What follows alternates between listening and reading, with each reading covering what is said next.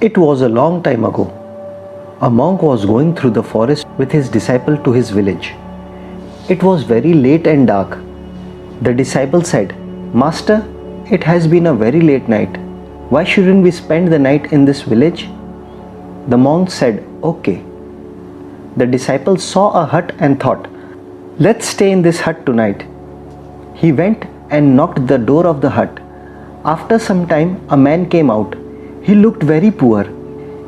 The monk said, "We have come from the nearby village.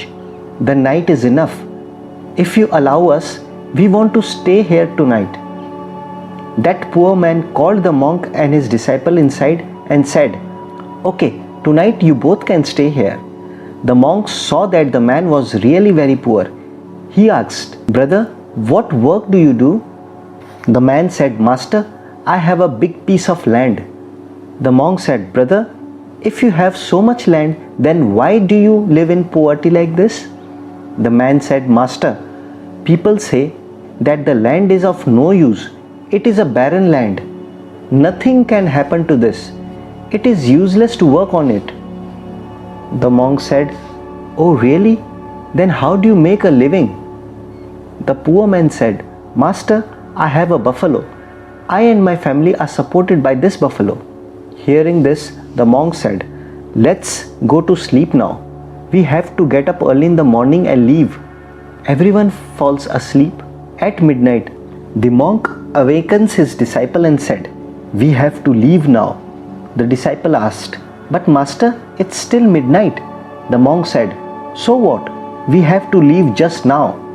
Saying this, the monk came out with his disciple and untied the buffalo tied outside the hut and took it with him.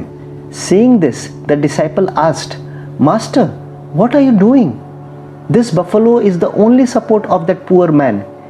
If we will take away this buffalo, how will that poor man survive?" On this, the monk just smiled. He said nothing and proceeded to his village with the buffalo. Many years pass after this incident, and now that disciple becomes a senior monk. One day the disciple remembers that poor man. He thinks that my master has not done well to this man. Let me go once and see in what condition that man is today. The disciple goes to that village, and as soon as he reaches that place, he sees instead of the hut of that poor man, now a luxurious house has been built, and the barren land outside the hut had become a fruits and flowers garden. Then the owner of that house comes out from there. The disciple recognizes him. It was the same poor man who had given shelter to him and his master in his house that night. The disciple said, "Brother, do you recognize me?